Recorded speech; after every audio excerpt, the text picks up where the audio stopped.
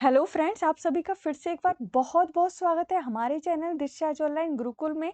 तो ये जो वीडियो है ये बहुत महत्वपूर्ण होने वाला है। जैसा कि आप सभी जानते हैं कि हमारा यूपी टेट का प्रहार बैच लॉन्च हो चुका है, जिसका मुख्य उद्देश्य क्या है, अब की बार यूपी टेट पर सीधा प्रहार करके आना। वीडियो स्टार्ट करने से पहले आपको बोलना चाहेंगे कि आप हमारे टेलीग्राम चैनल को ज़्यादा से ज़्यादा जॉइन कीजिए। जो ये लिंक यहाँ पर दिया गया है, ये हमने फर्स्ट कमेंट में भी पिन कर दिया है। आपको बोलना चाहेंगे कि अगर आप टेलीग्राम चैनल नहीं जॉइन करना चाहते हैं, तो वहीं पर आपको व्हाट्सएप ग्रुप का लिंक भी दिया गया है, आप उसे जाकर जॉइन कर सकते हैं क्योंकि दोनों पर ही सेम स्टडी मटेरियल्स प्रोवाइड कराए जाते हैं, सभी इन्फॉर्मेशंस प्रोवाइड कराई जाती हैं। तो आप वहाँ पर भी जाकर जॉइन कर सकते हैं क्योंकि देखिए ये जो क्लासेस चलेंगी, इसके आपको मटेरियल्स भी चाहिए होंगे या फिर यूपी टेट के क्वेश्चंस चाहिए होंगे, तो वो सब आपको टेलीग्राम चैनल या व्हाट्सएप पर प्रोवाइड कराए जाएँगे, जो व्हाट्सएप ग्रुप है, तो आप वहाँ से जाकर भी जॉइन कर सकते हैं। तो ये हमारा यूपी टेट की 2023 की ईवीएस की सीरीज़ चल रही है, जो कि बहुत महत्वपूर्ण है। जो पहले से जुड़े होंगे बच्चे, वो तो ऑलरेडी देख रहे होंगे। अगर आप नए हैं, तो हमारे चैनल पर यूपी टेट 2023 ईवीएस की प्लेलिस्ट बनी हुई है, वहाँ पर जाकर आप सारे वीडियोज़ देखिए। जैसे कि हम ईवीएस की सीरीज़ चल रही है, वैसे हिंदी की भी लॉन्च हो चुकी है। इसी तरीके से धीरे-धीरे आपको सभी सब्जेक्ट्स की क्लासेज़ आपको मिलने लग जाएँगी, जिसमें हम नोट्स, क्वेश्चंस, वन लाइनर सब चीज़ कराएँगे, सारे मॉडल पेपर कराएँगे, पूरा आपका एग्ज़ाम पर प्रहार कराकर ही छोड़ेंगे इस बार। तो जैसा आप सब जानते भी होंगे या हमने आपको पहले भी बताया है, ईवीएस 30 मार्क्स का आता है यूपी टेट के एग्ज़ाम में और जिसमें कोई भी नेगेटिव मार्किंग नहीं होती है, मतलब पूरे ही एग्ज़ाम में कोई भी नेगेटिव मार्किंग नहीं होती है। तो यहाँ पर हम संविधान से रिलेटेड क्वेश्चंस आपके साथ डिस्कस करेंगे। इसका पार्ट 1 हम पहले ही आपके साथ डिस्कस कर चुके हैं, जो कि आपको प्लेलिस्ट में मिल जाएगा जाकर, और ये पार्ट 2 है और इसमें 20 क्वेश्चंस होंगे जो कि बहुत महत्वपूर्ण होंगे और वन लाइनर होंगे, कोई भी ऑप्शन नहीं होगा, क्वेश्चन होगा और आंसर होगा। आपको बता दें, जो कॉन्स्टिट्यूशन है यानी कि संविधान है, इससे रिलेटेड बहुत ज़्यादा क्वेश्चंस एग्ज़ाम में आते हैं। अगर आपने प्रीवियस ईयर के एग्ज़ाम्स के पेपर देखे हों ईवीएस के, तो उसमें आप देखेंगे कभी-कभी 5, कभी 3, कभी 2, मिनिमम 2 क्वेश्चंस तो आए ही हैं, वैसे तो ज़्यादा ही आए हैं। आप देखेंगे तो आपको पता चलेगा, तो उन्हीं को बेस में रख के उसी के पर्पज़ से ये क्वेश्चंस आपके लिए बनाए गए हैं, जो कि आपके मार्क्स गेन करने में बहुत ज़्यादा अपना रोल प्ले करेंगे और आपको बोलना चाहेंगे, चाहे कोई भी टॉपिक 1 नंबर का आए, चाहे 2 का आए, चाहे 4 का आए, आपको सभी टॉपिक्स को अच्छे से करना है। ऐसा नहीं है कि ये सोचें कि भई ये तो 1 नंबर का आएगा, हो जाएगा, वो हो जाएगा, ये नहीं। हम तो आपको सारे टॉपिक अच्छे से करा कर ही रहेंगे और आपको भी करना ही पड़ेगा। चलिए देख लेते हैं क्या क्वेश्चन्स हैं, किस तरीके के हैं। देखिए, पहला क्वेश्चन देखते हैं, पंचायती राज दिवस कब मनाया जाता है? तो ये 24 अप्रैल को मनाया जाता है। इस तरीके का क्वेश्चन पहले एग्ज़ाम में आया है। देखते हैं, भारत के संविधान को अंगीकृत करने की तिथि क्या है? 26 जनवरी 1949। और आप सब ये भी जानते होंगे कि भारत का संविधान कब लागू हुआ था, तो 26 जनवरी 1950 को लागू किया गया था। आगे देखते हैं, देश के एकमात्र निर्विरोध राष्ट्रपति कौन चुने गए? तो नीलम संजीव रेड्डी जी जो थे, वो देश के एकमात्र राष्ट्रपति चुने गए।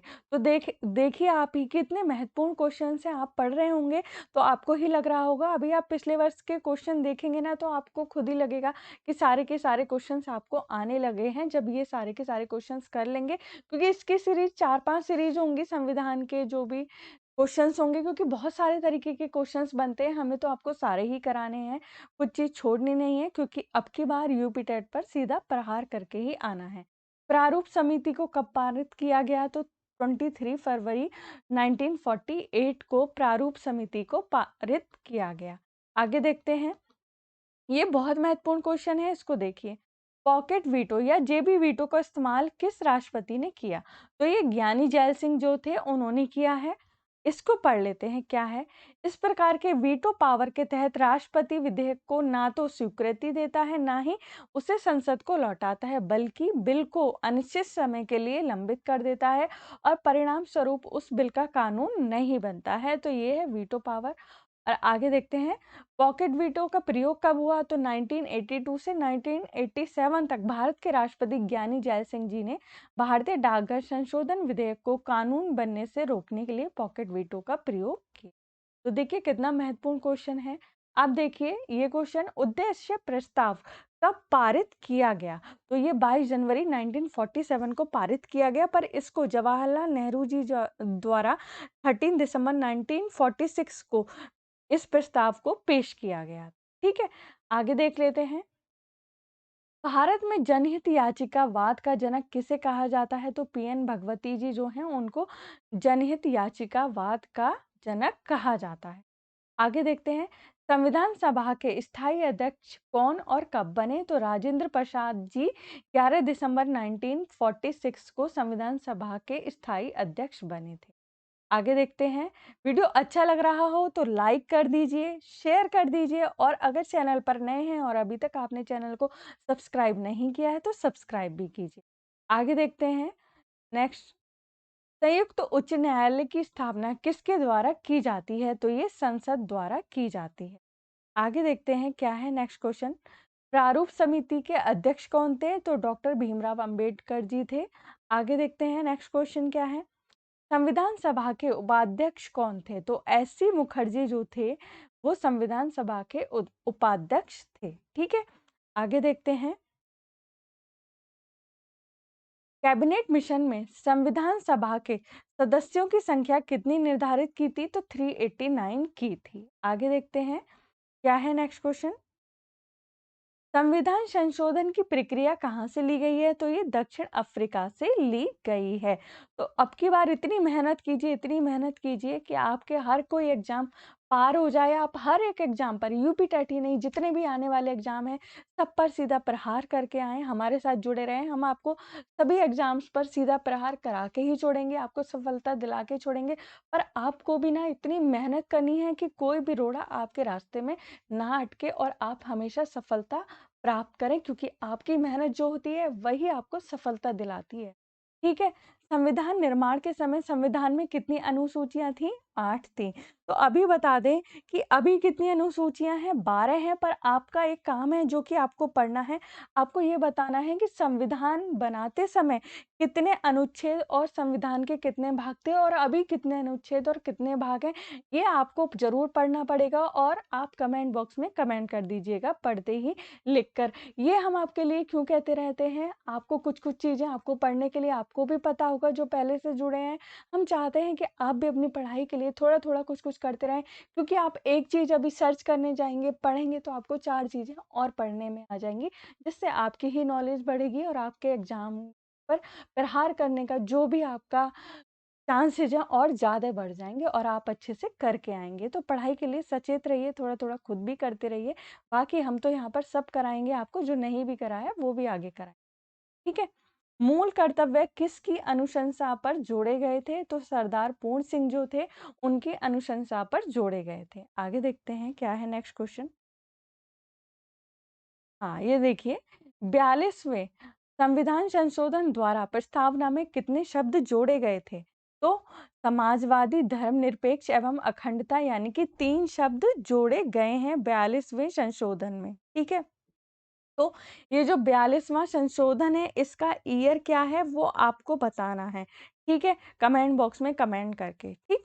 आगे देखते हैं नेक्स्ट क्वेश्चन क्या है? संविधान में समवर्ती सूची का प्रावधान कहाँ से लिया गया है? तो ये ऑस्ट्रेलिया से लिया गया है। आगे देखते हैं, मूल कर्तव्य किसके संविधान से लिए गए हैं? तो भूतपूर्व सोवियत संघ, जिसको पहले सोवियत संघ बोला जाता है और अब इसको रूस बोला जाता है। ठीक है, आगे देखते हैं नेक्स्ट क्वेश्चन क्या है।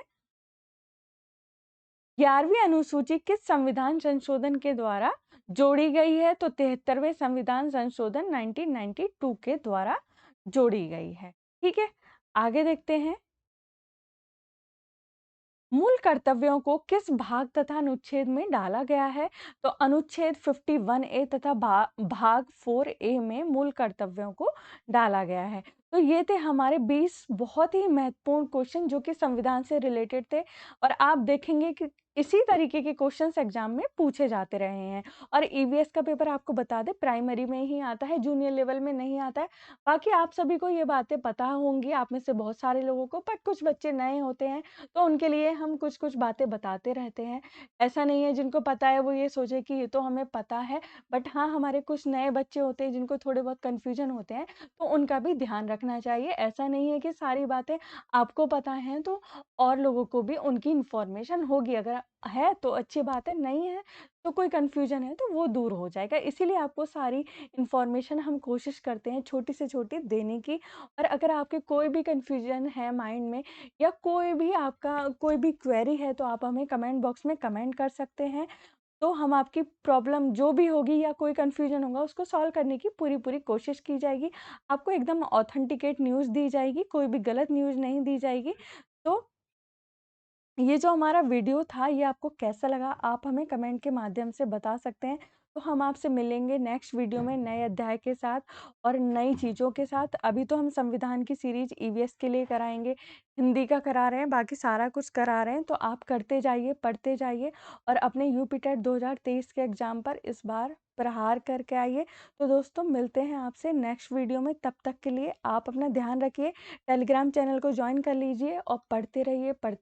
आपकी मेहनत ही आपको सफलता दिलाएगी। जितना पढ़ेंगे उतनी सफलता मिलेगी। तो मिलते हैं नेक्स्ट वीडियो में। जय हिंद, जय भारत।